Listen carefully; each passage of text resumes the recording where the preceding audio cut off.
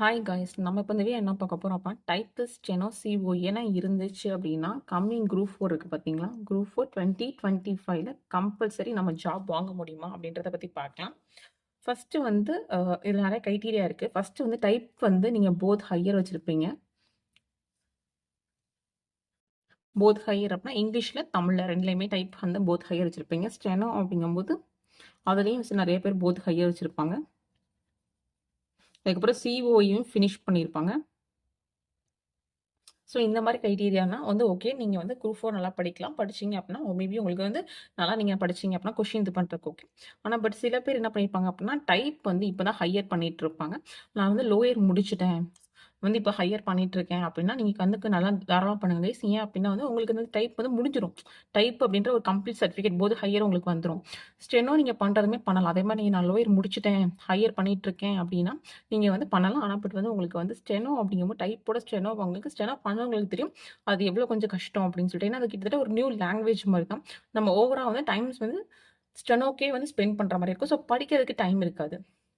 நீங்கள் வந்து full timer, நான் ஃபுல் டைமர், நான் வந்து எனக்கு படிக்கிறது மட்டும் தான் எனக்கு ஒர்க் அப்படின்னா நான் டைப்பிஸ்ட் என்னன்னா பண்ணலாமா அப்படின்னா நீங்கள் தாராளமாக பண்ணலாம். ஆனால் அதுலேயும் சில விஷயங்கள் நீங்கள் கவனிக்க வேண்டியது என்ன அப்படின்னா ஆக்சுவலாக வந்து டைப் பண்ணும்போது வந்து நீங்கள் வந்து கொஞ்சம் வந்து ப்ராக்டிஸ்லேருந்து பண்ண வேணாம். நீங்கள் அந்த 1 hour போய் டைப் பண்ணால் போதும்.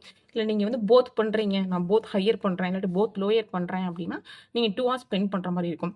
ஸோ அது இந்த கிளாஸில் பட் நீங்கள் போகிற இடம் நீங்கள் பாருங்கள். நீங்கள் பக்கத்தில் இருந்தீங்க அப்படின்னா வந்து சீக்கிரம் போயிட்டு வந்துடலாம்.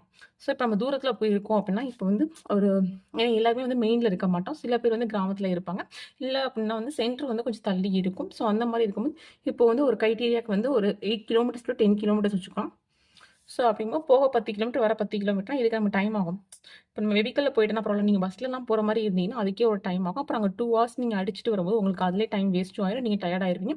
உங்களால் படிக்க முடியாது. ஸோ அந்த க்ரைட்டீரியா நீங்கள் பார்த்துக்கோங்க. ஏன்னா நான் வந்து காலேஜ் படிக்கும்போது டைப் பண்ணேன். ஸோ எப்படின்னா வந்து எனக்கு 8 o'clock காலேஜ் இருக்கும்.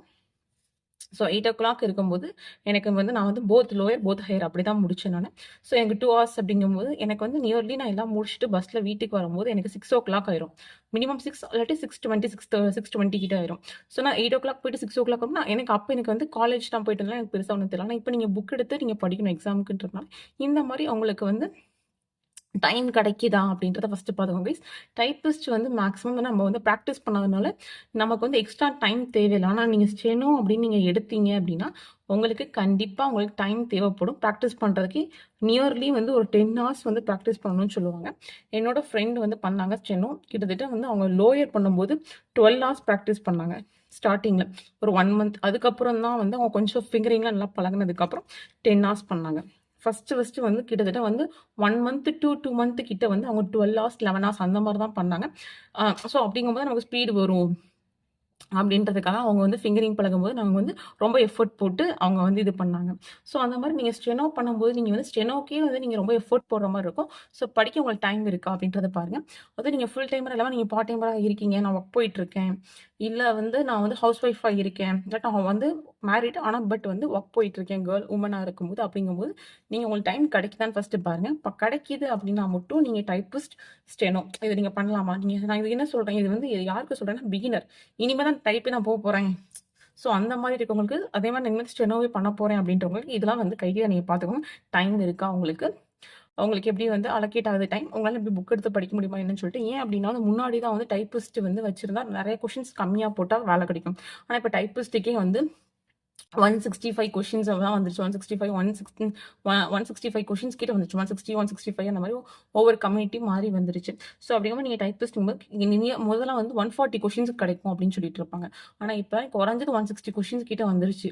ஸோ அந்த மாதிரி இருக்கும்போது நீங்கள் பார்த்துக்கோங்க. நீங்கள் வந்து பிகினராக இருந்தால் மட்டும்தான் உங்களுக்கு வந்து நான் சொல்கிறது.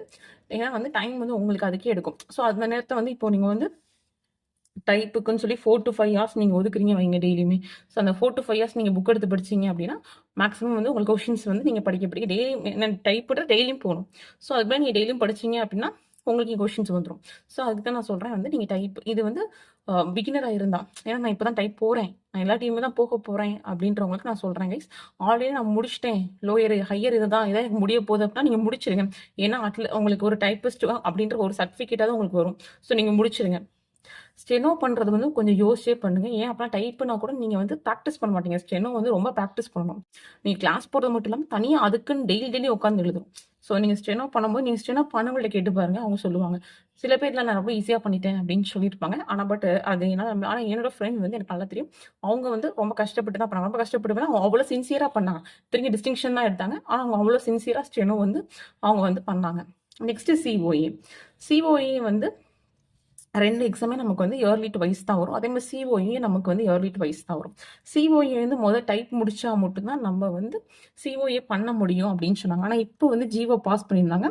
ஒரு 2 to 3 வீக்ஸ் பிஃபோர் நெனைக்கிறேன். அப்ப வந்து நீங்க டைப்பிஸ்ட்டே பண்ணாம இருந்தாலும் நீங்க சிஓஏ பண்ணலாம் அப்படின்றத சொல்லியிருந்தாங்க. ஸோ அப்படிங்கும்போது நீங்க சிஓஏ பண்ற மாரி இருந்தீங்க அப்படின்னா, நீங்க சிஓஏ பண்ணலாம் கைஸ். ஏன்னா சிஓஏ வந்து மேக்ஸிமம் வந்து உங்களுக்கு ரொம்ப ஒர்க் இருக்காது. மேக்ஸிமம் ஏன்னா கம்ப்யூட்டர் வந்து ஜஸ்ட் இந்த கம்ப்யூட்டர்ல வந்து எம்எஸ் எக்ஸெல், எம்எஸ் சாஃப்ட்வேர் அந்த மாரி பண்றது. அதுக்கப்புறம் நீங்க வந்து அதில வந்து ஏதாவது அது ரொம்ப ஈஸியா தான் இருக்கும் சிஓஏ பொறுத்தவரைக்கும். ஸோ சிஓஏ பண்ற மாரி இருந்துச்சு அப்படின்னா நீங்க பண்ணலாம். அதுலயுமே வந்து டைப்பிஸ்ட் மட்டும் இருக்காங்க. இப்ப டைப்பிஸ்ட் இல்லாதவங்களும் பண்ணலாம்னு சொல்லுவாங்க. ஆனா அதுக்கு பதிலா உங்களுக்கு ஒரு செக் என்ன குடுத்துருக்காங்க அப்படின்னா, நீங்க வந்து ஸ்பீடு பண்ணணும். ஸோ அங்க உங்களுக்கு ஃபிங்கரிங் இருக்கணும் கம்ப்யூட்டர்ல. அந்த மாரி அதுக்குன்னு தனியா பேப்பர் வச்சிருக்காங்க. ஸோ நான் கம்ப்ளீட் டீட்டெயில் வந்து சிஓஏ வந்து எப்படி போர்ஷன்ஸ் மாத்திருக்காங்க, என்னென்ன பேப்பர்ஸ் இன்க்ளூட் பண்ணியிருக்காங்க அப்படின்னு சொல்லி டீட்டெயில் வீடியோ வந்து டிஸ்கிரிப்ஷன் லிங்க்ல குடுக்குறேன் அந்த வீடியோ. ஆல்ரெடி நான் வீடியோ போட்டிருக்கேன். எப்படி வந்து அவங்க சிலபஸ் மாத்துனாங்கன்னு சொல்லிட்டு. ஓகே கைஸ், அடுத்து நம்ம வந்து விஏஓ, ஜேஇ, டைப்பிஸ்ட், ஸ்டெனோ இது 3க்கும் வந்து எப்படி வேகன்சிஸ் வந்து ஸ்ப்ளிட் ஆகுதுன்னு பார்க்கலாம். வேகன்சிஸ் வந்து எப்படி கேட்டகரிஸ் வச்சு நம்ம ஸ்ப்ளிட் ஆகுதுன்னு பார்க்கலாம். அது வந்து எப்படி வந்து ஜென்ரல்ல போகுது, எப்படி வந்து பிசில போகுது, பிசிஎம்ல போகுது, எப்படி வந்து ஸ்பெஷல் கேட்டகரியில போகுது அப்படின்னு தனியாக ஸ்ப்ளிட் அப் பார்க்கலாம். ஸோ அந்த மாதிரி வேகன்சிஸ் எப்படி ஸ்ப்ளிட் ஆகுதுன்னு சொல்லிட்டு. ஓகே கைஸ், இந்த வீடியோ பிடிச்சிருந்தா லைக் பண்ணுங்க, ஷேர் பண்ணுங்க, சப்ஸ்கிரைப் பண்ணுங்க. தேங்க்யூ.